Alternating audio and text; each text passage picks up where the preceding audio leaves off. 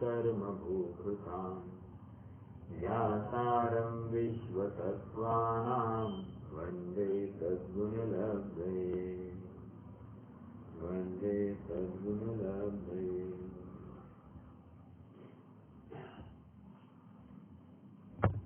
महाशास्त्र मोक्ष शास्त्र की चर्चा हमने प्रारंभ की है। सूत्र क्रमांक 1 की चर्चा, पहले अध्याय का पहला सूत्र, सम्यक दर्शन ज्ञान चारित्राणि मोक्ष मार्ग। यहाँ पर आचार्य देव स्पष्ट रूप से कहना चाहते हैं कि मोक्ष के मार्ग 3 रूप नहीं है, एक रूप है।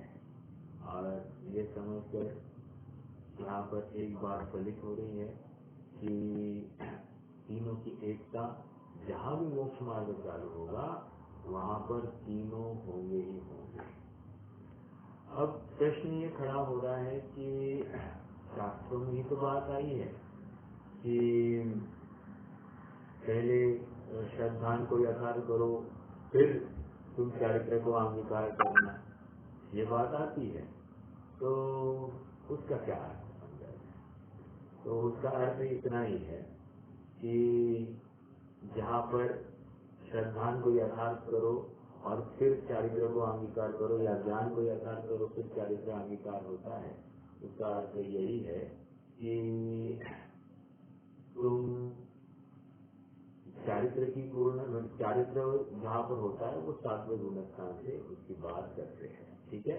अर्थात स्वरूपाचरण चारित्र 7वें गुणस्थान से होता है, ये उस बात का अर्थ है। इसका अर्थ ये नहीं है कि स्वरूपाचरण चारित्र चौथे से होता ही नहीं है। क्या कह रहा हूँ, थोड़ा सा गौर करना। स्वरूपाचरण चारित्र 7वें में होता है, कौन विरोध कर रहा है? लेकिन इसका अर्थ ये नहीं है कि चौथे में होता ही नहीं है। समझ में आया?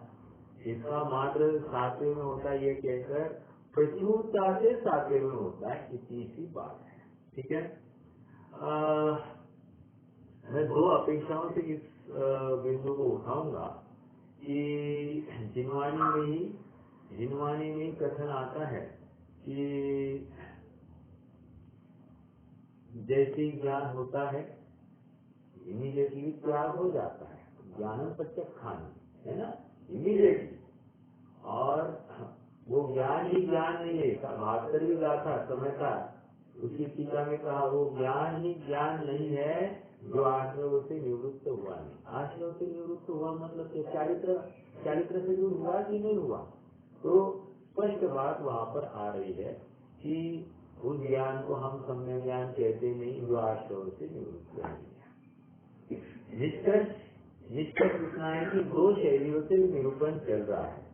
एक शैली वह है आध्यात्मिक शैली और दूसरी शैली कर्मण योग की शैली है, या फिर चरणन योग की शैली है, जो प्रचुरता को ही चारित्र कहती है। क्या कहा? स्वरूप में रमणता की प्रचुरता को ही चारित्र कहती है, ऐसी चरणन योग की शैली। ओके, ये 2 अपेक्षाएं हैं। हमको दोनों अपेक्षाओं को त्यागवाद रूप से ग्रहण करना है, एकांत करना नहीं है। एकांत करेंगे तो मिथ्या तो हो जाएगा। देखो, मान्यता में ही हमने या निर्णय करने में भूल कर दी तो फिर हमारा श्रद्धान कैसे होगा? यथार्थ श्रद्धा नहीं होगा। आत्म स्वरूप का या आत्मा के परिणमन का यथार्थ निर्णय होना बहुत जरूरी। क्या चर्चा चल रही है? चर्चा इतनी चल रही है कि स्वरूपाचरण चारित्र ये 7वें में है या 4थे में है, ये इतनी चर्चा है। देखो, कोई पक्ष ऐसा है जो निश्चित रूप से ये मानता है कि स्वरूपाचरण 7वें से होता है, और कोई पक्ष ऐसा है, देखो, और इसके आधार जिनवानी ही है, दूसरे कहीं से उठाया नहीं है। उन्होंने जिसने ये कहा कि 7वें में वो जिनवानी की बात करे, झूठ नहीं कहते हैं, और जिसने ये कहा कि 14 से है वो भी झूठ नहीं कहता, उसका भी आधार जिनवानी में है। इतनी बात है कि इम्प्लाइड रूप से हमको वहां से निकालना है। इम्प्लाइड रूप से मतलब क्या? वहां से निष्कर्ष हमको निकालना है कि चौथे से हो सकता है। समझ में आ रहा है क्या? थोड़ा सा हमको इसमें दावपेच है, दावपेचों को समझना है। अब देखिए जब स्वरूपाचरण की चर्चा चलती है तो एक चार्ट बनाया जाता है और चार्ट ये इस प्रकार से स्वरूपाचरण दो प्रकार का। कौन सा? एक सम्यक्त्वाचरण और एक संयमाचरण। कौन सा? स्वरूपाचरण के दो भेद किए, एक सम्यक्त्वाचरण चारित्र और एक संयमाचरण चारित्र। ये नई बात है। हाँ, देखिए सम्यक्त्वाचरण मतलब क्या, जहाँ पर सम्यक्त्व की मुख्यता है और उसके साथ में जो यथायोग्य चारित्र पाया जाता है उसको सम्यक्त्वाचरण चारित्र कहते हैं। उसी को अचारित्र भी कहते हैं। सम्यक्त्वाचरण चारित्र ये चौथे गुणस्थान की बात है। तो क्या आपको ये कहना है कि यहाँ पर स्वरूपाचरण चारित्र नहीं है?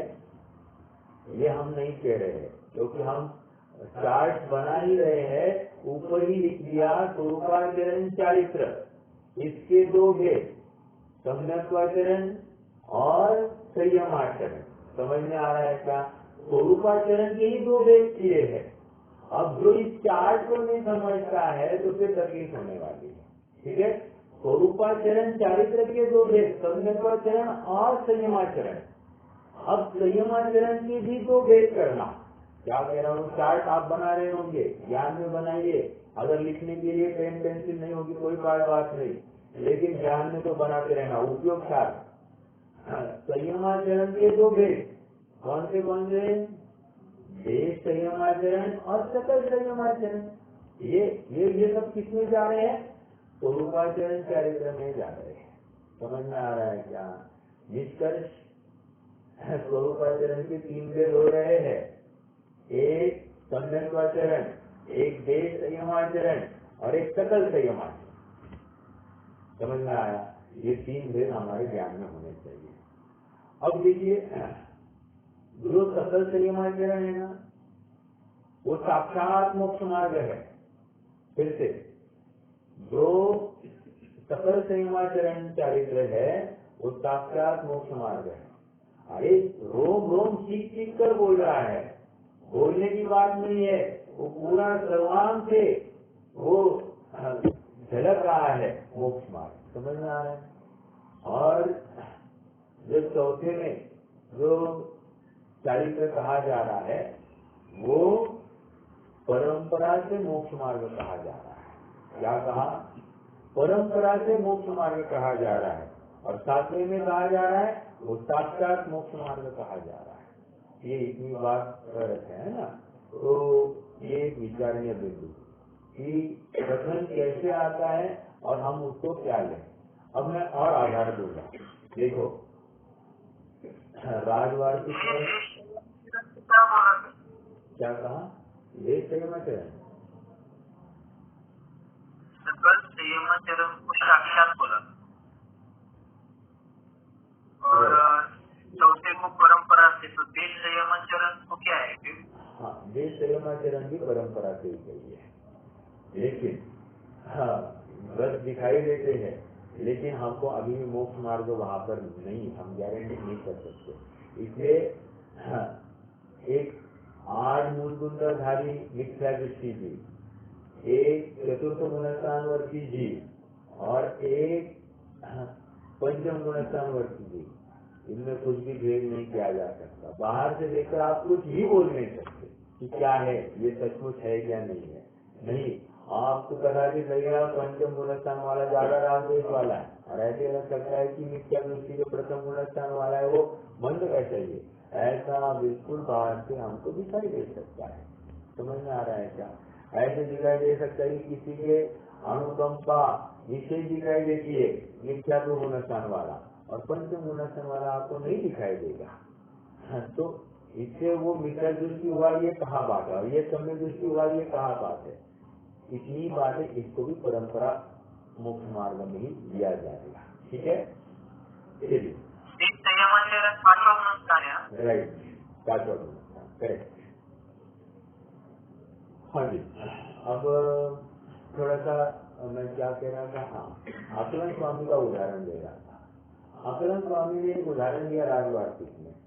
क्या उदाहरण दिया कि आप एक नोटबुक ले लीजिए। उन्होंने तो पत्तों का उदाहरण दिया है, पत्ते मान लीजिए 100 पत्र उन्होंने एक साथ लिया और उसको हमने सुई से पिरोया, तो 100 पत्ते एक साथ पिरोए गए कि नहीं, एक साथ छिद्र हुआ कि नहीं 100 पत्तों में? बात प्रश्न का उत्तर दीजिए।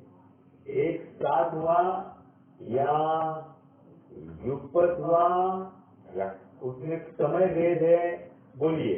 हम क्या कहते, अभी मैं एक साथ उसको पिरो के लाता हूँ, कहते कि नहीं कहते? कहते फाइल पंच करना है तो एक साथ अपन पंच कर सकते हैं, है ना? जैसे स्पाइरल बाइंडिंग किया तो स्पाइरल बाइंडिंग में अपन क्या कर रहे हैं, एक साथ उसमें बाइंडिंग कर रहे हैं या आगे पीछे कर रहे हैं? कथन चल रहा है एक साथ का, युगपत का, लेकिन हो रहा है आगे पीछे। समझना इस बात को। इससे ये क्या बात फलित हो रही है? इससे ये बात फलित हो रही है कि पहले तो वहां पर उन्होंने कहा पहले ज्ञान और दर्शन संगत और पश्चात चारित्र अंगीकार होता है। समझना है? पश्चात चारित्र अंगीकार होता है मतलब क्या? वहां क्या अपेक्षा है? वह पश्चात चारित्र की अपेक्षा तीन कषाय चौकड़ी के अभाव पूर्वक चारित्र की बात चलती है। वहाँ पर चौथे पांचवें गुणस्थान वाले चारित्र की बात नहीं करते। ओके, इसलिए वो साक्षात मोक्ष मार्ग की बात कर रहे हैं वहाँ पर। ओके, स्टेटमेंट के अनुसार उसका डिकोडिंग। ओके, अब देखिए, अब क्या है? अब दूसरा लेते हैं। मैंने समझदार की भास्करी गाथा की आधार में ही दिया था क्या कि जो ज्ञान, अब मैं कौन सी बात कर रहा हूँ कि ज्ञान होते ही चारित्र भी हुआ ही हुआ है। कैसे? जो ज्ञान आश्रव से निवृत्त नहीं, उस ज्ञान को ज्ञान हम कहते ही नहीं है। ओके, तो यहाँ पर आश्रव से निवृत्त मतलब वहाँ पर चारित्र होना ही चाहिए। ऐसी समझदार की गाथा नंबर 72 की टीका में आया। अब देखिए, मैं आप दूसरा पक्ष रख रहा हूँ। समझदार में ही 34वीं गाथा में आया ज्ञानम प्रत्यक्षानम। किसको याद है? ज्ञान ही प्रत्यक्षान है। तो 34वीं गाथा की टीका में आई बात, क्या बात आई? देखो मैं पढ़ के दिखाता हूँ आपको। 34वीं गाथा की टीका में बात आई है, मैं वो पढ़ के दिखाता हूँ।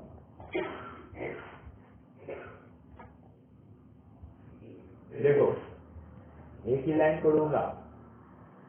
जो भगवान ज्ञात द्रव्य है वह अन्य द्रव्य के स्वभाव से होने वाले अन्य समस्त परभावों को उनके अपने स्वभाव से व्याप्त न होने से स्वरूप जानकर त्याग देता है।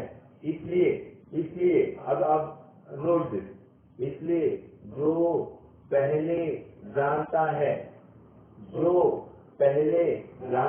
जानता है ज्ञान, वही बाद में त्याग करता है।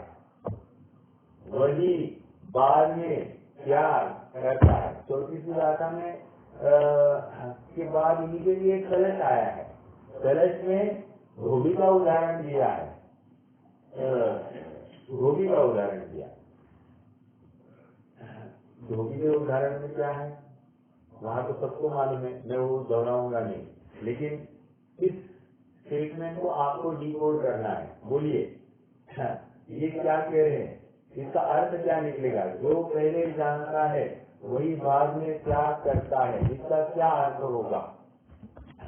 कहाँ से लेना मोक्ष मार्ग? चौथे से लेंगे या सातवें से लेंगे? इस स्टेटमेंट से आपको बताना है। वही बाद में क्या करता है? बाद में का अर्थ क्या लेंगे आप? चौथे गुणस्थान। तो आपने इमीडिएटली बोल दिया। बाद में का अर्थ 7वां गुणस्थान कीजिए। और बैठता है ये अर्थ। समझ में आ रहा है कि आपको लग रहा है समझदार है, समझदार में तो चौथा ही बोलना, ऐसा नहीं है। आप अर्थ करो ना, अपेक्षा लगाओ, ये सातवें में बैठती है बात, ठीक है।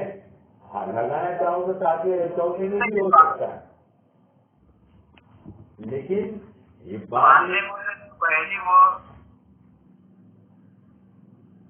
वही बातें बोले तो वो व्रत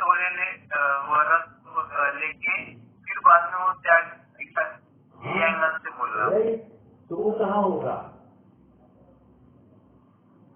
तो उसकी शुरुआत चौथे से होगी ऐसा लग रहा है। अरे शुरुआत में बाद में का अर्थ क्या है, मैं वही तो पूछ रहा हूँ। आप उसी का तो जवाब दे रहे हैं और कह रहे हैं अलग।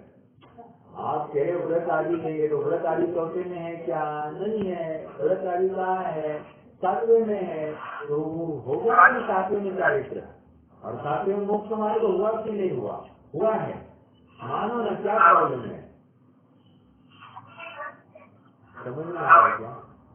तो ये देखो, हम अपेक्षा जैसे लगाएंगे वैसे हमको ये सब बातें घटित होती दिखाएंगी। सातवें से मोक्ष मार्ग कहा तो क्या तकलीफ है?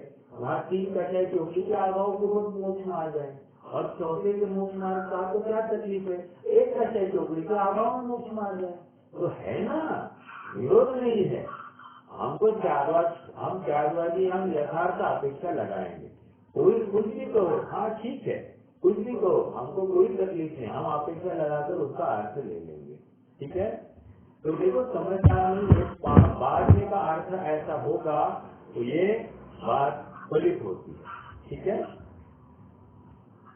तो 72वीं गाथा की टीका में तो कहा कि ये चौथे नहीं होता है, और यहाँ पर कह रहे हैं ये सातवें में हो सकता है। अब मालूम है जयसेन स्वामी ने स्पष्ट शब्द में उल्लेख किया है, चौथे से ही शुद्धात्मा का अनुभवन होता है, ठीक है। क्या कहा? जयसेन स्वामी ने स्पष्ट शब्दों में टीका में लिख दिया है कि चौथे से ही शुद्धात्मा अनुभवन होता है। देखो मतलब अब चौथे से अनुभव हुआ, मतलब चौथे में चारित्र हुआ कि नहीं हुआ? हुआ ही है, और वो कैसा? अनंत अनुबंधी के अभाव में हुआ चारित्र की बात है, बस और कुछ नहीं। देखो मैं वो अंश पढ़ के दिखाता हूँ आपको। ये ना समाचार की 138वीं गाथा, 138वीं गाथा, जयसेन स्वामी की 138वीं गाथा, और अमृतचंद्र स्वामी की 130-131वीं गाथा के आसपास है। समझ में आया? ऐसा फर्क क्यों है? जयसेन स्वामी के 439 गाथाएं है उनके समाचार में, और अमृतचंद्र स्वामी के समाचार में 415 गाथाएं हैं। तो ये 439 गाथाओं की अपेक्षा से जयसेन स्वामी के सामने जो आई थी उसकी टीका में उन्होंने ये बात कही है। देखो क्या कह रहे, देखो ये कोटा से छपी हुई जो कॉपी है रेड कलर की, उसमें मिलेगा आपको। यह मानकर विशेष रूप से, मैं पढ़ रहा हूँ, यह मानकर विशेष रूप से धर्म में दृढ़ बुद्धि होकर चौथे गुणस्थान के योग्य शुद्धात्म भावना को, अंडरलाइन द वर्ड शुद्धात्म भावना। शुद्धात्म भावना का अर्थ क्या है? भाव कहकर ज्ञान दर्शन चारित्र तीनों आ जाते हैं। शुद्धात्म भावना में मात्र ज्ञान और दर्शन नहीं लिया जा सकता, तीनों लेंगे। तत्वार सूत्र का सूत्र ये सम्यक दर्शन ज्ञान चारित्राणी मोक्ष मार्ग। समझ में आया? रत्नचंद श्रावकाचार्य ने कहा है क्या? दूसरा चंद क्या है? देशयामी समीचीनम धर्मम कर्म निवर्हनम संसार दुख तत्वात् जो धरती उत्तम दुख, अर्थात जो उत्तम सुख में धारण करे तो मोक्ष मार्ग है। और वो देशयामी समीचीन, मतलब वो धर्म का स्वरूप वो समीचीन है और उत्तम सुख में धारण करता है। टीका में क्या कहा? सम्यक दर्शन ज्ञान चारित्र की एकता तो मोक्ष मार्ग, और इससे विपरीत मिथ्या दर्शन ज्ञान चारित्र की एकता तो संसार मार्ग, समझ में आ गई क्या बात? तो वहां पर भी वही बात घटित कर रहे हैं कि हो गए तो तीनों का एक साथ युगपत सम्यक रूप से परिणाम होना है। उत्पत्ति एक साथ होगी, पूर्णता में क्रम बढ़ेगा, हमको उससे कोई तकलीफ नहीं है। उत्पत्ति एक साथ हो गई ना तो कुछ न कुछ अंश में चारित्र मानना पड़ेगा, बस ये हम कह रहे हैं। ओके, दो विवक्षा है, एक विवक्षा 7वें से मोक्ष मार्ग, एक विवक्षा 14 से मोक्ष मार्ग, मतलब दोनों विवक्षा यथार्थ से अपने अपने दायरे में। ओके, देखो मैं पढ़ रहा हूँ फिर से। यह मानकर विशेष रूप से धर्म में दुर्बुद्धि योग कर चौथे गुणस्थान के योग शुद्धात्म भावना को न छोड़ता हुआ निरंतर धर्म ध्यान द्वारा देवलोक में समय व्यतीत कर मनुष्य लोक में पश्चात राजादि, इंद्रादि, मंडलिक आदि, तीर्थंकर आदि पद को प्राप्त कर पूर्व भव के संस्कार से युक्त शुद्धात्म रूप भेद विज्ञान की भावना से राम पांडव आदि की तरह मोह को प्राप्त नहीं होता। मोह का अर्थ क्या लेना? मोह को प्राप्त नहीं होता मतलब क्या? मोह राग द्वेष को प्राप्त नहीं होता। अब मोह राग द्वेष को प्राप्त नहीं होता मतलब मिथ्यात्व और अनंतानुबंधी कैसा है? राम पांडव आदि की तरह, राम पांडव आदि की तरह मतलब ये भी कह दिया ना, वे भी सम्यक दृष्टि थे, समझ में आया? और शायद सम्यक दृष्टि थे ना राम, तो शायद सम्यक दृष्टि होगा, वो चारित्रवन तो होगा कि नहीं होगा, अर्थात अनंतानुबंधी का अभाव होगा कि नहीं होगा, होना ही चाहिए। समझ में आया क्या? देखो अब एक प्रश्न है ना, मैं प्रश्न आगे सामने वाला पक्ष कैसे प्रश्न करता है देखो, और ये जिन वाली नहीं बात है, दूसरी मतलब बाहर की बात नहीं का फालतू फालतू बात नहीं। देखो तीसरा गुणस्थान है, ये मेरा आप सबसे प्रश्न है, थोड़ा जागरूक होकर सुनना। तीसरा गुणस्थान है, तीसरे गुणस्थान में अनंत अनुबंधी का उदय है कि नहीं है? पहला प्रश्न तो ये बताइए।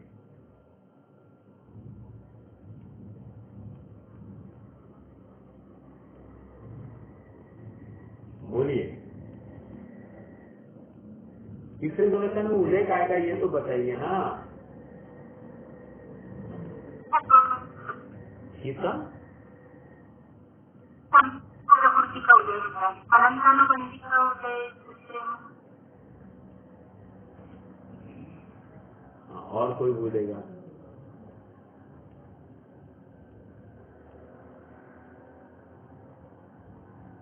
सुनाई वाली आप बोलिए, तीसरे में किसका उदय है?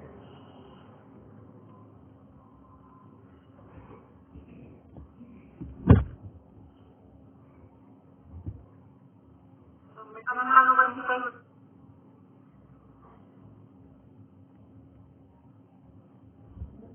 चलो मैं बोलता हूँ। अरे ये क्यों नहीं बोल पा रहे आप? इतनी चर्चा होने के बाद भी आप नहीं बोल पा रहे, आश्चर्य। देखो मैं बताता हूँ, तीसरा गुणस्थान क्यों होता है? जब किसी जीव के सम्यक मिथ्यात्व प्रकृति का उदय आता है, दर्शन होनी, बोल दिया क्या? अच्छा मैंने सुना नहीं कुछ। सम्यक मिथ्यात्व प्रकृति का उदय होता है, उस समय में तीसरा गुणस्थान होता है, ठीक है? अब सम्यक मिथ्यात्व प्रकृति का उदय है, प्रश्न ये है यहाँ पर अनंतानुबंधी का उदय है क्या?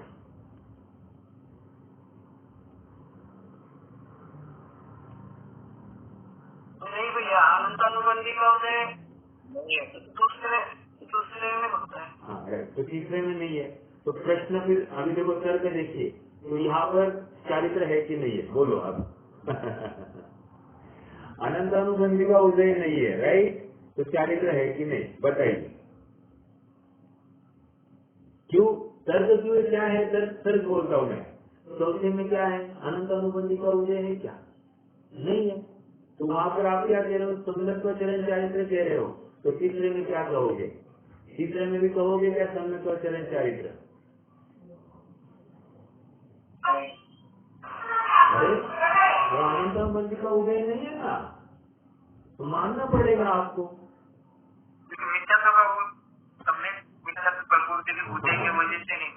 सम्यक मिथ्यात्व की वजह से नहीं है, बात बिल्कुल सही है, लेकिन अगर अनंतानुबंधी का उदय नहीं है तो हमको यहाँ पर सम्यक्वाचरण कहना ही पड़ेगा। आप मानो फिर कहो, यदि चौथे में मान रहे हो तो यहाँ पर भी मानना पड़ेगा। ये एक तर्क हुआ, दूसरा तर्क देता हूँ और ताकतवर तर्क है। हाँ। कोई है ना द्वितीयोक्षम सम्यक्त्व किया, किसी ने क्या किया, द्वितीयोक्षम सम्यक्त्व किया। द्वितीयोक्षम सम्यक्त्व किया, साथ साथ क्या किया, अनंतानुबंधी की बीज संयोजना की। ओके, क्या क्या हुआ, थोड़ा सा ज्ञान को दौड़ाना। द्वितीयोक्षम सम्यक्त्व 7 प्रकृतियों को दबा दिया। 7 प्रकृतियों में पहले 3 प्रकृतियां दर्शन होगी, उनको उपशमित किया। ओके, एक बड़ा गैप तैयार हुआ। फिर एक त्रिकरण करके उसने अनंतानुबंधी की भी संयोजना की। ये संयोजना की मतलब क्या, अनंतानुबंधी का पूरा सत्व सत्ता से गायब हो गया, मतलब वो अप्रत्याख्यान प्रत्याख्यान और संचलन रूप हो गया। ओके, ये बात तो समझ में आई मेरे शायद है सबको। अब मान लीजिए कि जीव ने श्रेणी आरोहण ही नहीं की, मतलब ये सब द्वितीयोक्षम किया, अनंतानुबंधी की भी संयोजना की, लेकिन जीव ने अब इससे आगे पुरुषार्थ किया ही नहीं, अर्थात वो 8वें में, 9वें में, 10वें में, 11वें में गया ही नहीं। तो क्या होगा, ये द्वितीयोक्षम का काल तो खत्म हो जाएगा।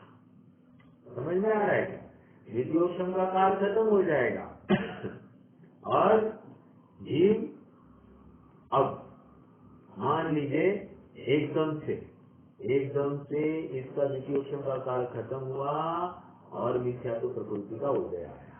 आ सकता है क्या, बिल्कुल आ सकता है। मिथ्यात्व का उदय आ गया, द्वितीयोक्षम का काल पूर्ण हो गया, मिथ्यात्व प्रकृति का उदय आया। मिथ्यात्व प्रकृति के उदय में जीव कहा जाएगा, वेरी गुड, पहले गुणस्थान में आया। अब मेरा प्रश्न ये है, अनंतानुबंधी का तत्व ही नहीं है सत्ता में, अनंतानुबंधी सत्ता में ही नहीं है, ये पहले में आ गया है, लेकिन अनंतानुबंधी भी संयोजित हो गई है। तो यहाँ पर अनंतानुबंधी का उदय नहीं है, चौथे गुण मतलब पहले गुणस्थान में अनंतानुबंधी का उदय नहीं पाया जाता है। अब बताइए यहाँ पर आप क्या कहोगे, अनंतानुबंधी का उदय नहीं, आप पहले गुणस्थान में भी चारित्र मानो।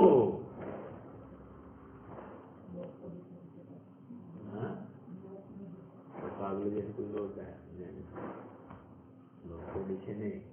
तो ये दो तर्क बहुत जबरदस्त है, जिसमें ये बताया जा रहा है अनंतानुबंधी का उदय नहीं है तो चारित्र मानने में कोई हर्जा नहीं है। ऐसा नहीं, वहाँ पर चारित्र नहीं है, चारित्र मिथ्या ही कहा जा रहा है, भले अनंतानुबंधी का उदय नहीं है।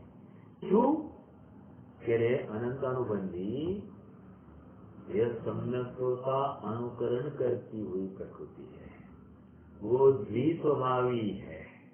द्विस्वभावी कहकर वो सम्यक्त्व के साथ साथ चारित्र का भी घात करती है। जहाँ सम्यक्त्व ही नहीं है वह चारित्र कैसे हो सकता है, क्यों, क्योंकि वो सम्यक्त्व का अनुकरण करती है, और सम्यक्त्व नहीं है तो चारित्र भी मिथ्या ही कहना पड़ेगा। ये तर्क दिया गया है, समझ में आ रहा है क्या। ये दो विशिष्ट तर्क है, विशिष्ट अवस्था है जहाँ पर अनंतानुबंधी का उदय नहीं पाया जाता है, तो प्रसंग आता है कि वहाँ पर हम कोई न कोई चारित्र कहे, तो चारित्र सम्यक है या मिथ्या, तो मिथ्या ही कहना पड़ेगा। समझ में आया क्या।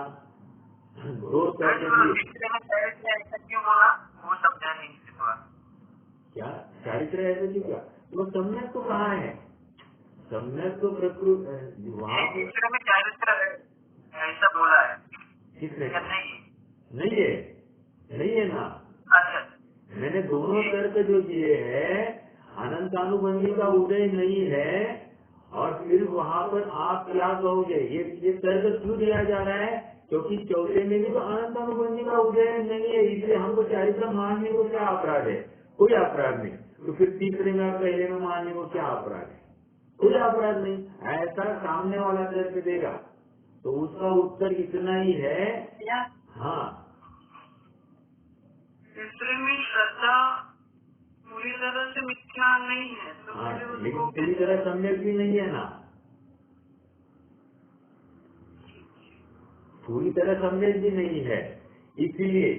इसीलिए उसको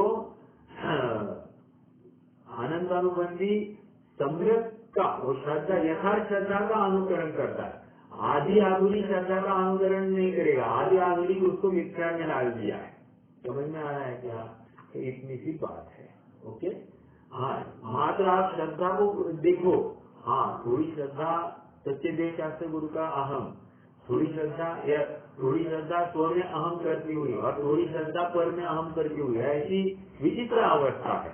लेकिन है तो मित्र अमित्र न्याय की अपेक्षा। मित्र अमित्र न्याय मतलब क्या?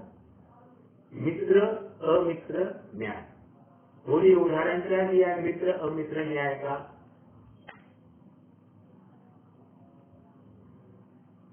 कोई मित्र भी हो सकता है, कोई अमित्र भी हो सकता है उसी समय में।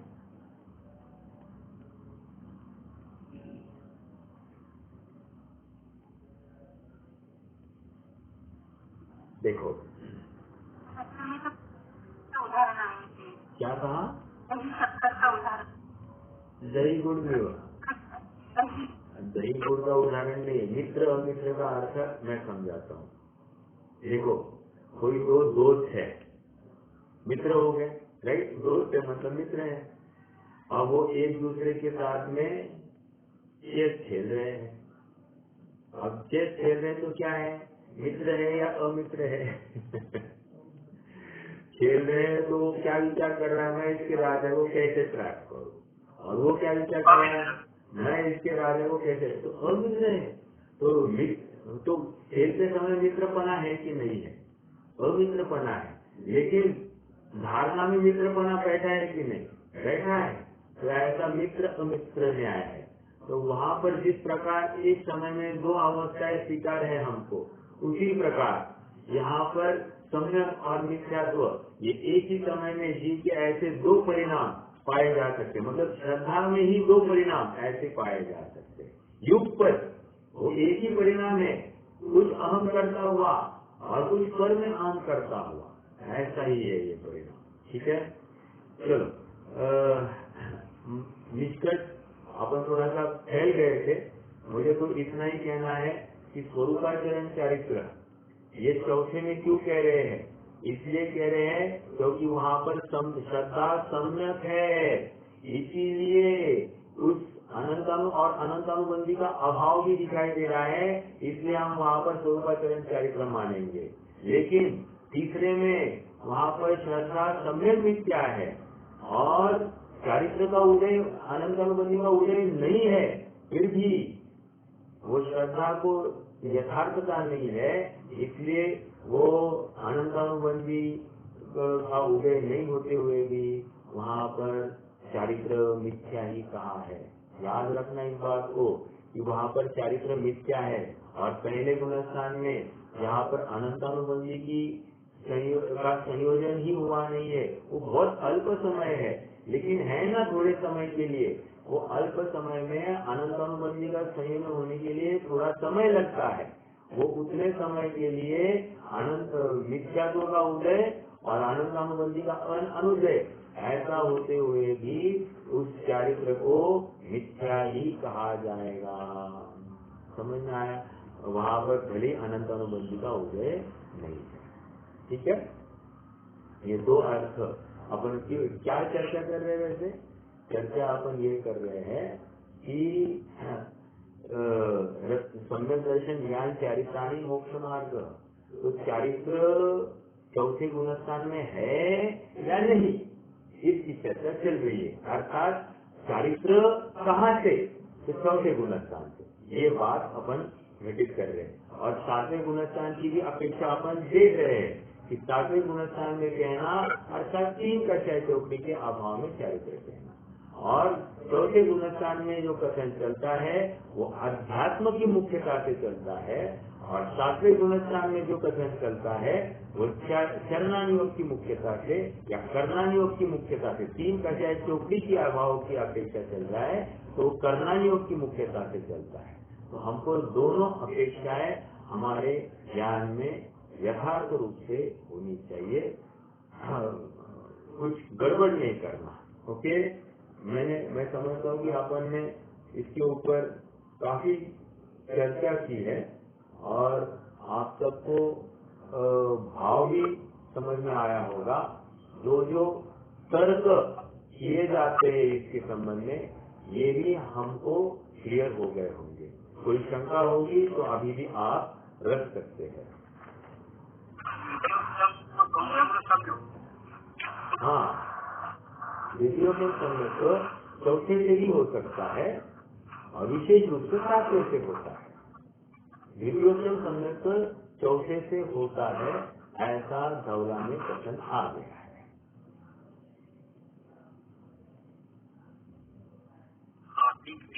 ओके, हाँ बोलिए। हाँ, और एक आपकी जानकारी के लिए बताऊँ, एक मिनट बताइए। गोमट सार में सातवें से द्वितीयोक्षम चालू होता है, ठीक है, मतलब सातवें से चालू होता है, लेकिन गिरते गिरते द्वितीयोक्षम के काल में चौथे तक आ सकता है। ये कथन आया है गोमट सार में, लेकिन धवला में तो ये कथन आया है चौथे से ही वो द्वितीयोक्षम चालू हो जाएगा और फिर चौथे तक आकर रुक सकता है। ये बात धवला में आई है। चौथे में ही आना चाहिए ये बात नहीं कह रहे, लेकिन गिरते गिरते चौथे में आ सकता है, हो सकता है छठवें में आ जाए, अपन कुछ नहीं कह सकते, ठीक है। और हो सकता है द्वितीयोक्षम के बाद वो मिथ्यात्व में भी आ जाए, इसमें भी कोई विरोध नहीं है, ठीक है। हाँ बोलिए नीता भाभी, आपका कुछ प्रश्न है? जैसे चौथा पुनरुत्थान आता है उसके पहले ही अन्याय अनित्य अवश्य टल जाता है, तो वो भी चारित्र में ही लेना या कैसे?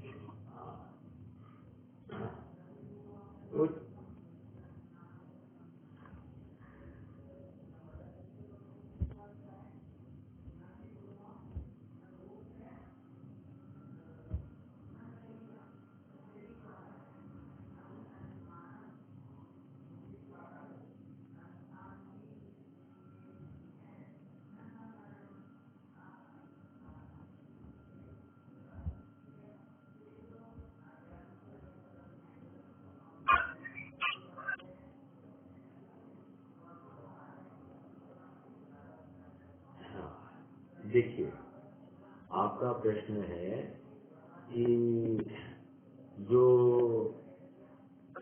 8 मूल गुणों का पालन करना आदि आदि जो बातें हैं, तो मेरा प्रश्न है आपसे, वो शरीर आश्रित की क्रिया है या आत्मा आश्रित क्रिया है?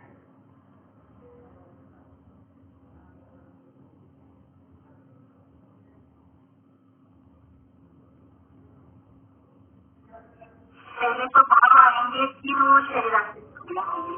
ठीक है, तो भाव में मात्र भाव या विकल्पों को अपन चारित्र कह सकते हैं क्या?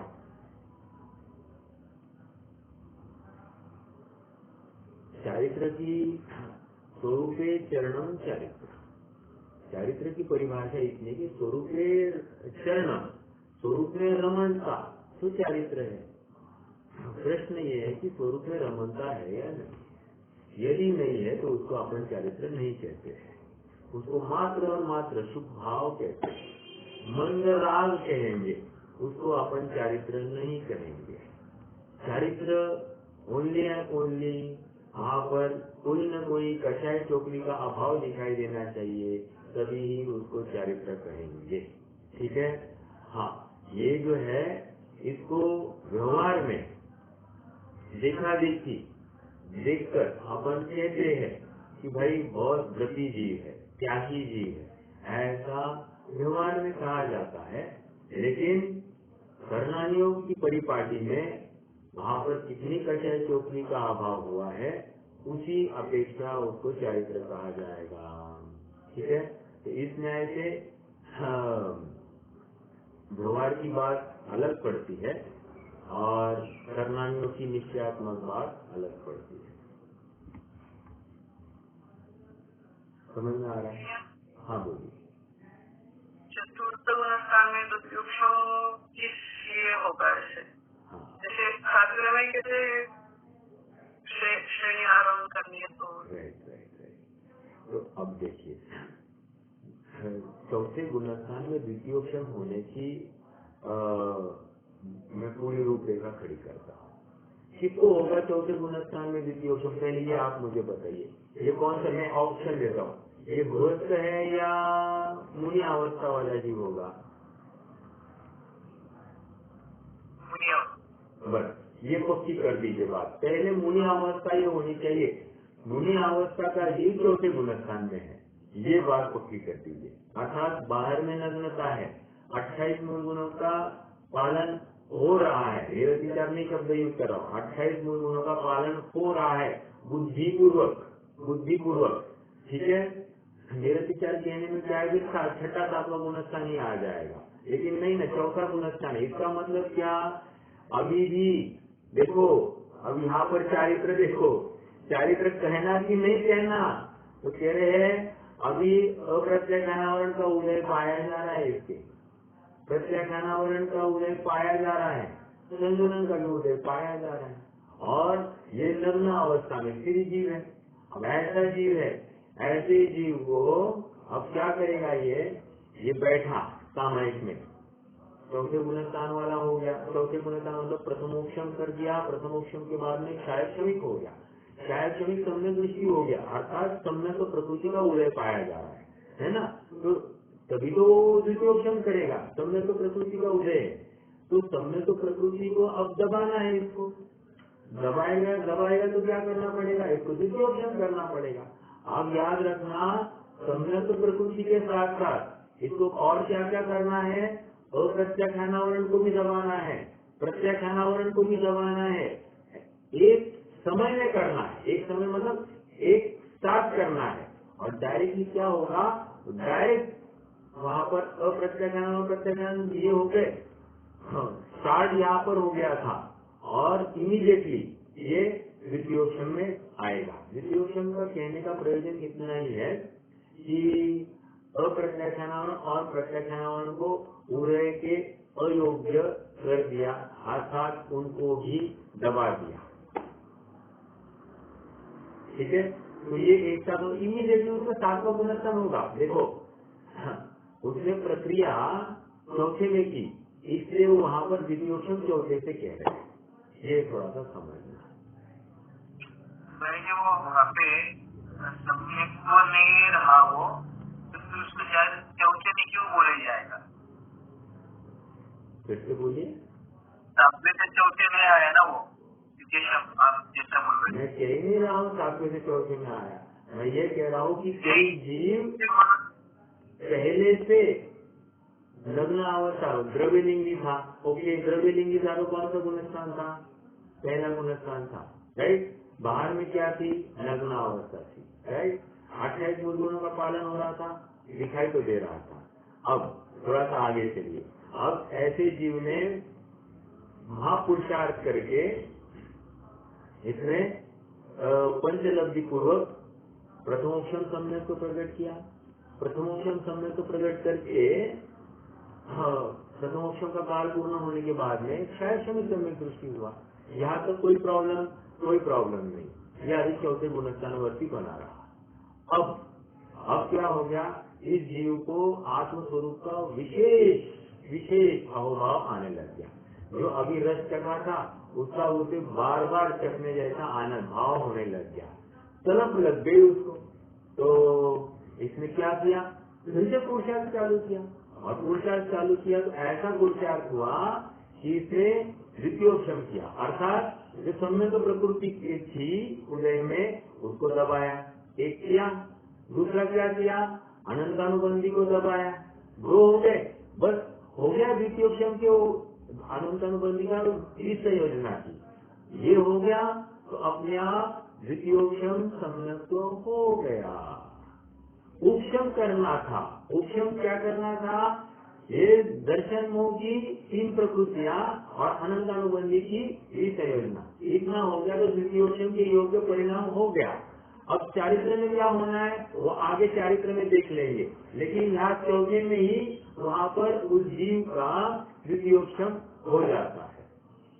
द्वितीयोक्षम करने के लिए अनंतानुबंध अप्रत्यक्षानावरण प्रत्यक्षानावरण का कुछ करना चाहिए, ये बात नहीं। यहाँ तो मात्र उनको दूसरी बार अर्थात श्रेणी के आरोहण करने योग्य परिणाम किया तो बस हो गया उनको द्वितीयोक्षम। अगर द्वितीयोक्षम नहीं होगा तो भी वो जा सकता है ना चौथे से सातवें में? हाँ, सातवें में जाने दीजिए, लेकिन सातवें के आगे नहीं जा सकता, लेकिन चौथे से ही वो भूमिका बनाएगा। द्वितीयोक्षम करने का प्रयोजन इतना ही है कि यदि ये जीव अब पुरुषार्थ करे आगे तो अप्रत्यक्षानावरण को दबाए, प्रत्यक्षानावरण को दबाए, फिर सातवें में पहुंचे, सातवें में फिर श्रेणी आरोहण करने योग्य परिणाम करे और फिर उसके आगे बढ़े, ऐसा उसको करना पड़ेगा। तो वो श्रेणी आरोहण करने के लिए फिर 8वां 9वां 10वां 11वां जाएगा, फिर वो सब बातें होगी, तब तक द्वितीयोक्षम का काल चलता रहेगा। फिर गिरते गिरते नीचे भी आए तो भी द्वितीयोक्षम का काल चलता रहेगा, द्वितीयोक्षम चलेगा। अर्थात उस समय में दर्शन मोह का कोई प्रकृति का उदय नहीं है, प्रशस्त उपशम और अनंतानुबंधी की क्या हो गई है? विसंयोजना हो गई है। बस इतनी सी अवस्था को द्वितीयोक्षम कह रहे हैं, क्योंकि ऑलरेडी सम्यक दृष्टि है ना। ऑलरेडी सम्यक दृष्टि होने के बाद में भी दर्शन मोह की और अनंतानुबंधी का दबना या उदय नहीं होना, तो वर्तमान इस विशिष्ट काल के लिए उदय में नहीं होना, इसको क्या कहेंगे? द्वितीयोक्षम कहेंगे। बस तो द्वितीयोक्षम के योग्य वहाँ पर अवस्था दिखाई दे रही है और कुछ नहीं। तो चौथे में संभव है ये कहना है। ये अपन ने चौथे में हो गया। हाँ बोलिए। चौथे में अगर कर दिया तो फिर सातवें में उसको त्रिकरण परिणाम से होगा कि उसको फिर से द्वितीयोक्षम होगा। सातवें में जाएगा तो अधकरण ऑलरेडी एक करण है, ये अपूर्वकरण विदुषा करण है और अनिवृत्तिकरण ये तीसरा, 9वां गुणस्थान ये तीसरा करण है। तो वहाँ पर तो होना ही है, अगर वो ऊपर गया तो। अगर नहीं गया तो वो करण नहीं होगा, इतनी सी बात है। लेकिन याद रखना द्वितीयोक्षम कर रहा है चौथे में है, तो द्वितीयोक्षम करते समय पहले अनंतानुबंधी की विसंयोजना की, तो अनंतानुबंधी की विसंयोजना करने के लिए एक त्रिकरण कर दिया उसने। ओके, अब दर्शन मोह की प्रशस्त उपशम करना है तो उसके लिए एक त्रिकरण कर दिया, तब तो जाकर ये द्वितीयोक्षम की अवस्था हो गई। ये चौथे में ही थी, जो सातवें में करने योग्य कार्य था उसने ये चौथे में किया, तो कोई प्रॉब्लम नहीं, द्वितीयोक्षम हो गया ना। वो गैप तैयार कर दिया इसने, तो गैप तैयार किया मतलब अब उदय में नहीं आ रहा है यहाँ पर, तो बस हो गई इसका काम। इतनी सी बात है वो। ओके, ये चर्चा अपनी आज तक नहीं हुई थी, आज विशेष रूप से यहाँ पर उसका खुलासा हुआ। वो चौथे गुणस्थान से नीचे में जा सकता है। हाँ हाँ जा सकता है। तो फिर उसके बीच समझना हुआ है, वो समझना उल्टा हो जाएगा। हाँ हाँ, थोड़ा सा वो आपको पॉइंट समझना है, ठीक है। देखिए जैसे चौथे गुणस्थान से नीचे आया है जी, ओके, मान लो अब द्वितीयोक्षम का समय खत्म हो गया। अब द्वितीयोक्षम का समय खत्म हो गया, यहाँ चालू हुआ था, यहाँ पहुंचा, ये द्वितीयोक्षम का समय खत्म हो गया। अब क्या होगा? अगले समय में हो सकता है कि दर्शन मोह की किसी प्रकृति का उदय आ जाए, तो उसमें मान लो सत्ता में कौन कौन पड़ा है? सत्ता में तीनों पड़े हैं, मिथ्या को, सम्यक मिथ्या को और सम्यक को प्रकृति। यदि सम्यक को प्रकृति का उदय आया तो वो छाया श्रमिक सम्यक दृष्टि बना रहेगा। यदि सम्यक मिथ्या को प्रकृति का उदय आया तो वो कौन सा होगा? वो तीसरे गुणस्थान में आएगा। और यदि वो मिथ्या तो प्रकृति का उदय आया तो डायरेक्टली वो पहले गुणस्थान में जाएगा, बिल्कुल जाएगा। अब ये तो हो गया दर्शन मोह का चैप्टर। और लेकिन चारित्रम होगी अनंतानुबंधी का, तो उसमें भी संयोजना की है। विसंयोजना करने के बाद फिर से अनंतानुबंधी की संयोजना करने के लिए थोड़ा सा टाइम लगता है। अब ये ऑलरेडी आ गया है ना मिथ्यात्व में, आ गया तो क्या करे आप, हमको तो टाइम लगेगा था, हम हमारे हिसाब से चलेंगे। अनंतानुबंधी थोड़े समय के लिए संयोजित होने तक वहाँ पर पहले गुणस्थान में अनंतानुबंधी का उदय नहीं रहता है, ये समझना है बस। ये मेरा आगे एक प्रश्न है, थोड़ा सा जस्ट एक जिज्ञासा। अनंतानुबंधी का उदय नहीं है, और प्रत्याख्यान प्रत्याख्यान और संयोजन का उदय होगा कि नहीं होगा?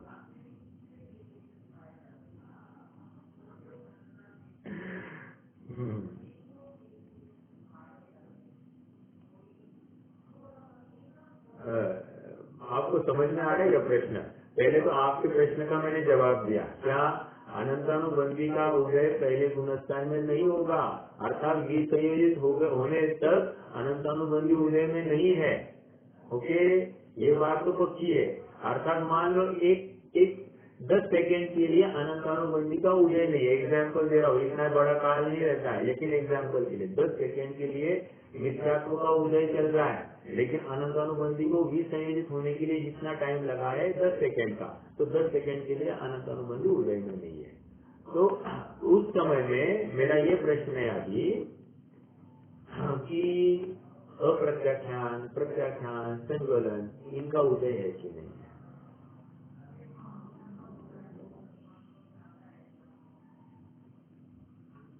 इन कक्षाएं को भी संयोजना के लिए वो लग सकता है। हाँ बस आया नाम में जवाब चाहिए था, आप मुझे घुमा घुमा कर मत बोलिए, उदय है या नहीं है? हाँ है, बस खत्म।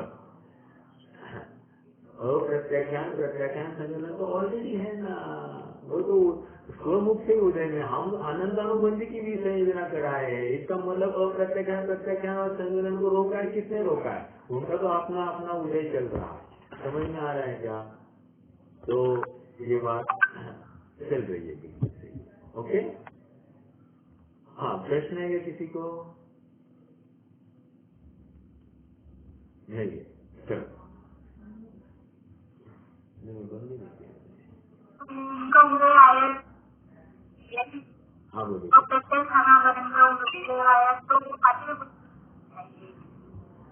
हाँ ना थोड़ा ठीक करेंगे इस बात को। देखो ऐसा है, अब अनंतानुबंधी का उदय चल रहा है, उस समय में अप्रत्याख्यान का उदय हो सकता है कि नहीं हो सकता है? हो सकता है, होता ही है। जब राजा पड़ा है तो प्रजा भी साथ में होगी कि नहीं होगी? होगी ही होगी। अपन तो ये बात करें, राजा नहीं है उस समय में क्या हो सकता है? समझ में आया? तो मान लीजिए अनंतानुबंधी नहीं है, उस समय में अप्रत्याख्यान का उदय होता है तो चौथा गुणस्थान, लेकिन अनंतानुबंधी का उदय नहीं है तभी की बात चल रही है। ठीक है, तो वो चौथा गुणस्थान अप्रत्याख्यान का उदय में चलता है। ठीक है, अप्रत्याख्यान का अपन ने शब्द का अर्थ किया था ना, अप्रत्याख्यान।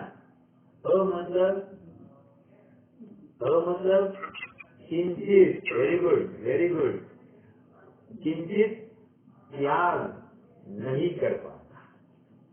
ठीक है, किंचित त्याग नहीं कर पाता, ऐसा है। ठीक है, तो वो अप्रत्याख्यान।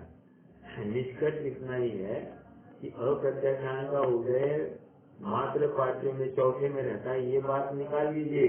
अप्रत्याख्यान का उदय तीसरे में भी रहता है, अप्रत्याख्यान का उदय दूसरे में भी रहता है, अप्रत्याख्यान का उदय पहले में भी रहता है। समझ में आ रहा है क्या? तो अप्रत्याख्यान का है तो प्रत्याख्यान का तो है ही है, और संयोजन का भी है ही है, और नौ कषाय का भी है। समझ में आया क्या? ये क्लियर कीजिए एक एक कंसेप्ट। मतलब वहाँ पर अनंतानुबंधी बोल दिया तो अप्रत्याख्यान नहीं है, ऐसा नहीं, वो भी है, लेकिन एक कह दी तो बाकी बात नहीं चलेगी। वो ये कक्षा अलग अलग नहीं रहती ना, वो कन्वर्ट होती जाती, मतलब अलग अलग कक्षाएं अलग अलग उदय चलता है, अलग अलग। अनंतानुबंधी का कन्वर्जन हुआ, वो प्रत्याख्यान की तरह हुआ, ऐसे जैसे जैसे वो बढ़ते जाएगा वैसे। नहीं, आप क्लियर करके प्रश्न कीजिए भैया। आप बढ़ते हुए की आगे चर्चा कर रहे हैं या घटते हुए की आगे चर्चा कर रहे हैं?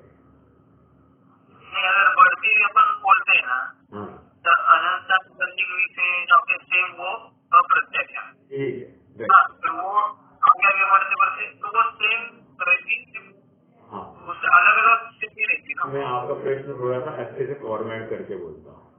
आपका ये कहना है पहले से चौथे में आया तो अनंतानुबंधी का क्या हो गया? अनंतानुबंधी का कन्वर्जन हो गया, अप्रशस्त उपशम हो गया। किसमें? अप्रत्याख्यान, प्रत्याख्यान और संचलन में। मान लीजिए चौथे से आप पांचवें में आया, अर्थात देशवती श्रावक हुआ, तो अप्रत्याख्यान का क्या हुआ? अप्रत्याख्यान का पूरा तत्व उसका अप्रशस्त उपशम हो गया। इस रूप प्रत्याख्यान और संचलन रूप समझ में आया। अब मान लीजिए पांचवें से नहीं आवता, छठवें सातवें में आ गया, तो उस समय में प्रत्याख्यान का क्या हो रहा है?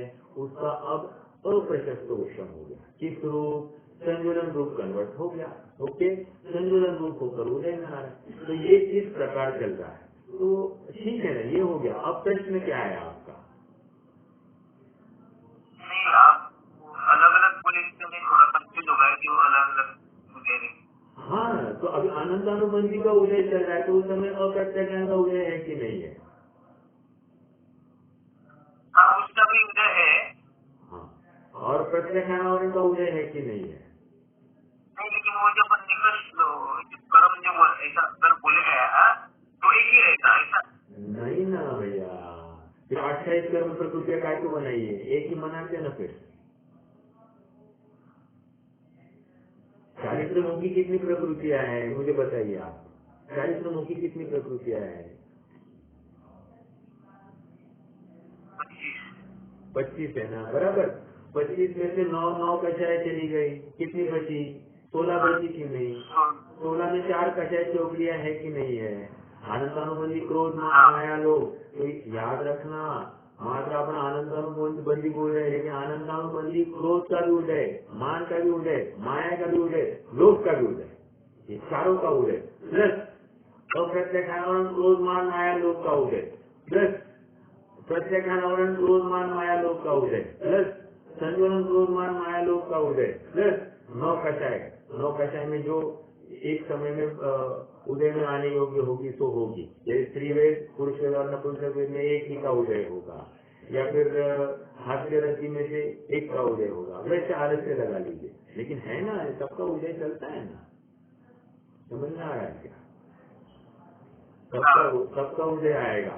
अनंतानुबंधी है तो सबका उदय आएगा। अनंतानुबंधी के अभाव में मात्र अनंतानुबंधी का उदय नहीं, बाकी सबका उदय आएगा। अब अप्रत्याख्यान और अनंतानुबंधी के अभाव में उन दोनों को छोड़कर, उन 8 को छोड़कर, बस 2 का 8 कक्षाएं चौकड़ी है ना, उन 8 को छोड़कर बाकी सबका उदय आएगा। बस इतनी सी बात है। ओके, हाँ, ये बात क्यों नहीं चलती है? फिर अपन अनंतानुबंधी का उदय, अनंतानुबंधी का उदय कहते हैं। अनंतानुबंधी का उदय कहते हैं क्योंकि उसका ही देखो एक एग्जांपल देता हूँ। अपने दांत में भी दर्द है और सर में भी दर्द है। अपन कौन से दर्द की बात करेंगे ज्यादा? बोलिए। जो ज्यादा दुखेगा। हाँ, जो ज्यादा दर्द करेगा, बिल्कुल, जो ज्यादा दर्द। अब ज्यादा दर्द मेरे ख्याल से मैं सर्वसम्मति से एक दांत के दर्द को मैं अग्रसर करता हूँ, राइट? तो सर का दर्द कौन देखता है? यहाँ तो दांत के दर्द की ही बात है। वो हट जाए तो बाद में हम दूसरे की सोचे। बिल्कुल सही है कि नहीं? तो 2 दर्द चल रहे हैं साथ में, लेकिन जिसका ज्यादा अनुभाग होता है उसी का वेदन होता है। अब अनंतानुबंधी का ज्यादा अनुभाग है, उसकी इतनी पावर है, बाकी सबको गौण रूप से है तो उनका उदय, लेकिन उनकी कोई बात नहीं है। ठीक है, ओके, चलिए। तो ये अपनी चर्चा किस पर हो गई? ये अपनी चर्चा इतना वहां को अपना एक बिंदु के ऊपर चला है कि सम्यक दर्शन ज्ञान चारित्राणी मोक्ष मार्ग। तो जब हम मोक्ष मार्ग कह रहे हैं तो चारित्र प्रकट हुआ है कि नहीं हुआ है, ये इस बिंदु के ऊपर चर्चा है। और हुआ है अर्थात मोक्ष मार्ग हुआ है तो कौन से गुणस्थान से हुआ है, तो उसकी हमने अपेक्षाएं खोली। वो आप चौथे से कहो, ये आध्यात्म की मुख्यता से कथन, ओके। और यदि हम सातवां गुणस्थान कह रहे हैं तो वो उसकी साक्षात मोक्ष मार्ग की अपेक्षा से कथन है, ओके। एक होता है परंपरा मोक्ष मार्ग जो अध्यात्म उसकी अपेक्षा से कथन करता है, और एक है साक्षात मोक्ष मार्ग जो कर्मानियों की मुख्यता से कहा जाता है, ठीक है। तो ये एक बात अपनी हो गई। अब थोड़ा सा आगे बढ़ना है। अब अगला सूत्र लेते हैं। अगला सूत्र, पहला सूत्र हो गया, अगला सूत्र लेना है। वैसे और एक बात बताऊं आपको, शुद्धात्मा अभिमुख परिणाम ऐसा शब्द जयसेन स्वामी की 86 गाथा की टीका में भी आया है। तो मैं 3 आधार दिए मैंने। शुद्ध सम्यक चौथे गुणस्थान से ही होता है। एक तो 72वीं गाथा अमृतचंद्र स्वामी की टीका, एक 86 गाथा जयसेन स्वामी की टीका, और एक 130 131 गाथा की टीका जयसेन स्वामी। इन तीनों में शुद्धात्मा अभिमुख परिणाम चौथे गुणस्थान से होता है, ये बात स्पष्ट रूप से जयसेन स्वामी ने लिखी है, ओके।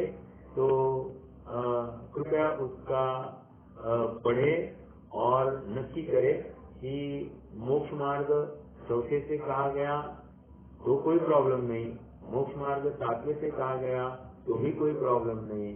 चौथे से जिसका मोक्ष चौथे में जो आया है वो नियम से पंचलोकी पूर्वक ही आया है, प्रथमोक्षम करके ही आया है, तो ये नियम से ये मुक्ति को प्राप्त होने वाला है, ये भी बात पक्की है। और मुक्ति उसी को होती है जिसको रत्नात्रय की प्रकटता हो गई है। क्यों?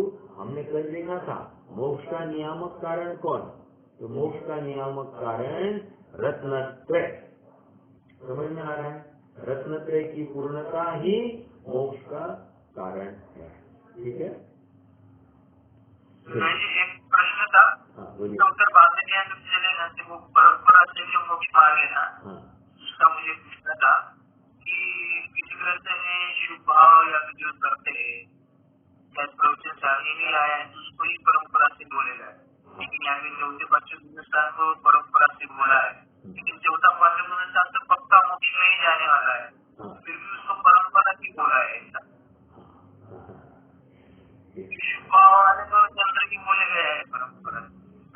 देखो, परंपरा मोक्ष मार्ग इसलिए कि कर्णानियों ने अभी तक सील नहीं लगाई है, या कर्णानियों ने अभी तक सील नहीं लगाई है।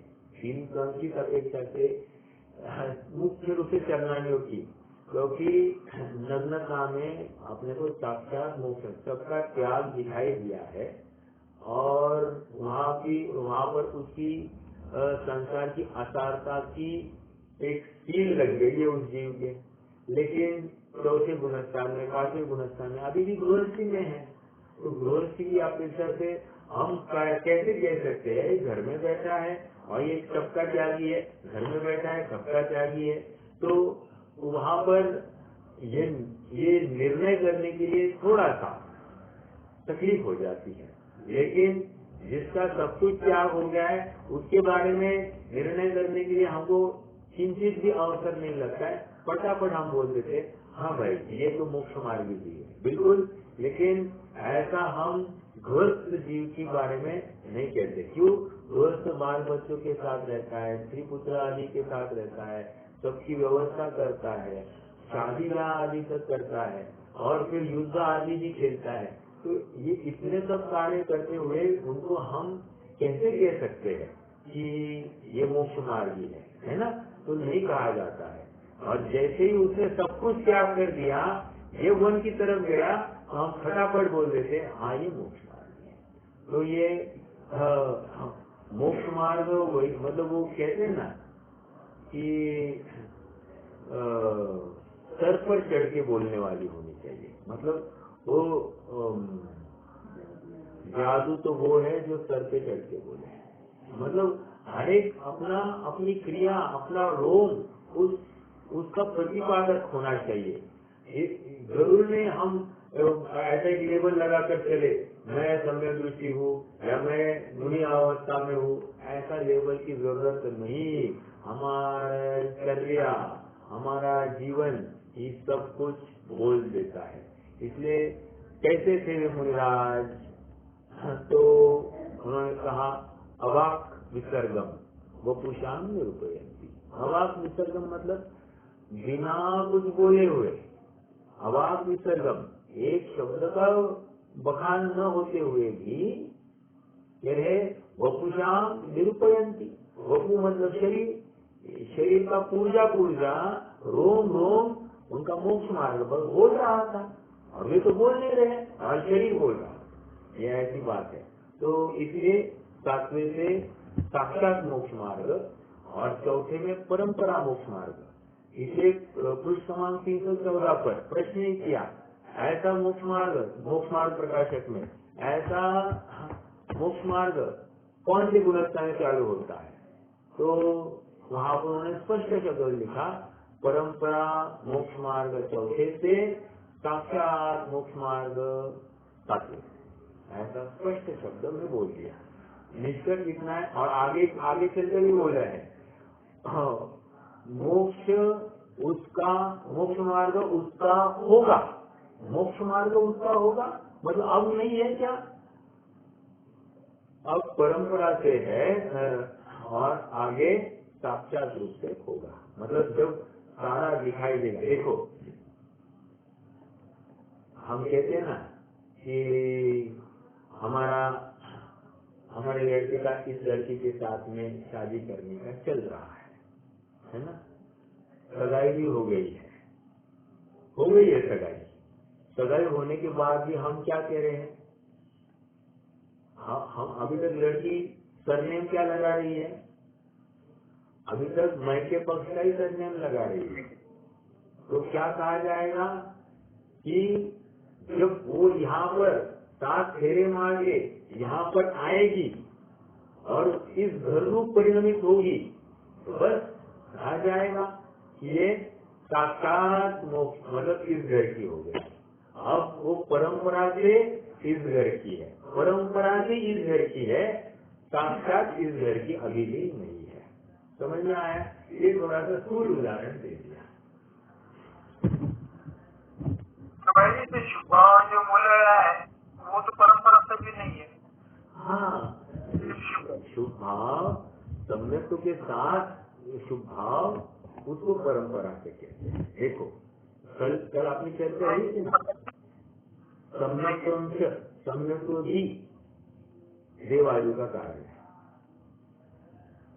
समझ में आया?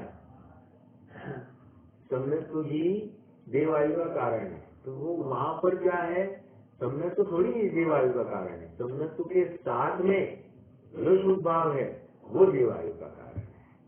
लेकिन आरोप किसके ऊपर आया, सम्यक के ऊपर आरोप आया, ऐसा।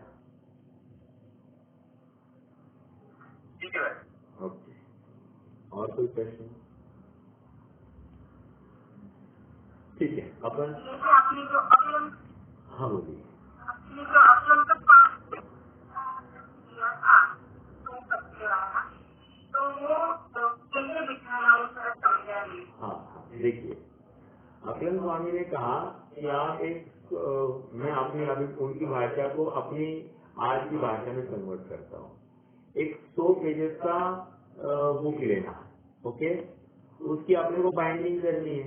बाइंडिंग करने के लिए क्या करेंगे, अपन उसमें से सुई पिरोएंगे, बराबर। सुई पिरोएंगे तो मेरा प्रश्न है 1 से 100 नंबर ऐसा सीरियल नंबर से हमने वो पेजेस लगाया है, तो हमने सुई पिरोई उसमें, राइट। सुई पिरोई तो हम क्या कह रहे हैं कि हमने एक साथ 100 पेजेस को बाइंड किया। ऐसा कथन करते हैं कि नहीं?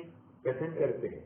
तो उन्होंने प्रश्न किया क्या ये एक साथ हुए हैं या आगे पीछे हुए हैं? तो ठीक से देखा जाए तो साथ साथ नहीं हुए हैं, आगे पीछे हुए हैं। एक के बाद एक हुए हैं। तो इससे निष्कर्ष क्या हुआ, पहले ज्ञान और श्रद्धान होता है, उसके बाद में चारित्र होता है। उदाहरण देकर वो ये समझाना चाहते हैं, आगे पीछे है, इसमें क्रम भेद है, साथ साथ नहीं है। देखो, और छड़ाला में भी आया है ना, प्रकाश दीपक से हुए, युगपत होते हुए प्रकाश, युगपत भी कह रहे हैं, और फिर प्रकाश दीपक के हुए। प्रकाश पहले दीपक जलेगा और फिर प्रकाश होगा, बराबर है कि नहीं? तो ऐसा होते हुए भी मतलब उसमें कारण कार्यपना है। कारण कार्यपना मतलब क्या, एक के बाद एक है, लेकिन फिर भी युगपति कहा जा रहा है और उसमें समय भेद की भी बात चल रही है। ओके, तो चारित्र में समय भेद है ऐसा बताया जा रहा है। देखो, और एक उदाहरण देता हूँ मैं आपको। ये पहले तो समझा क्या, वो पहला पेज को पिरोया और 100वें पेज को पिरोना, पियर्स करना, दोनों में समय कम। पहला पेज पहले समय में, 100वां पेज 100वें समय में हुआ है, तो समय हुआ है, लगा है कि नहीं? तो बाहर आने के लिए जो काल गया है, तो बाहर आने के लिए मतलब चारित्र प्रकट होने के लिए समय लगेगा, ये कह रहे हो आप। तो 7वें गुणस्थान से होगा, ये वहां पर घटित करके दिखाया। ठीक है, उदाहरण ये देकर कहा कि चारित्र आगे चलकर होता है, अर्थात 7वें से होता है। ठीक है, समझ में आ रहा है कि नहीं आया? ओके, चलिए रुक जाते हैं, कल अपन दूसरे सूत्र से आगे विषय को बढ़ाएंगे। और वो भी एकदम रोचक चर्चा है, तत्वार्थ श्रद्धानम सम्यक दर्शनम, बहुत इंटरेस्टिंग है, काफी प्रश्नों का भी हुआ।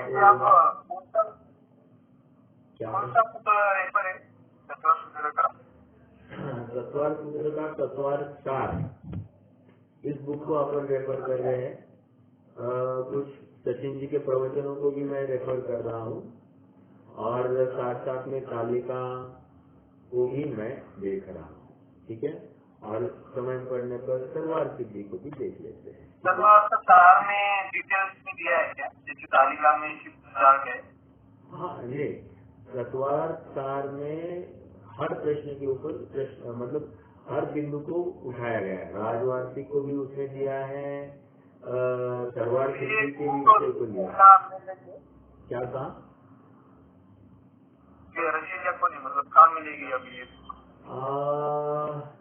मेरे ख्याल से अपने यहाँ पर होनी चाहिए। ये तो अभी अपने पास एक्स्ट्रा कॉपी है क्या?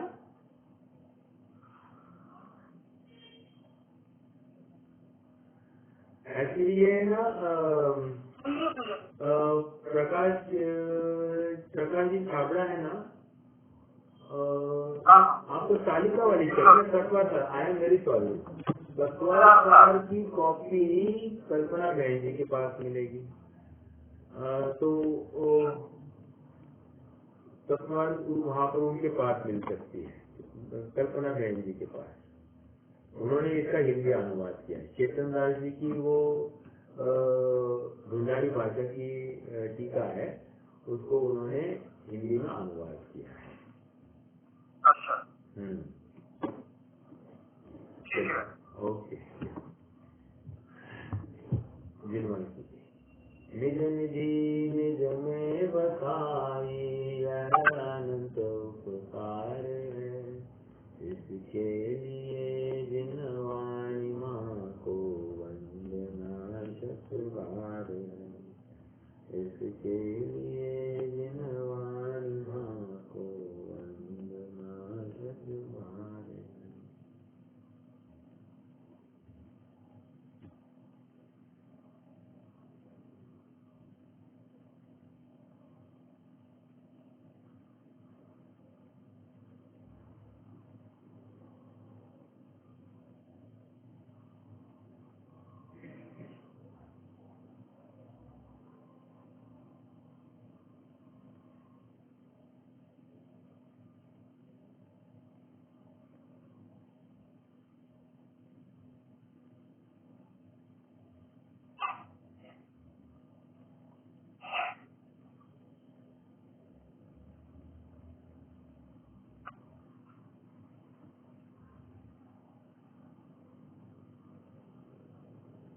बोलिए अनंतानंद सिद्ध भगवंतों की जय। पंच परमेश्वरी भगवंतों की अहिंसामय जैन धर्म की द्वादशांगमय निर्वाणी माता की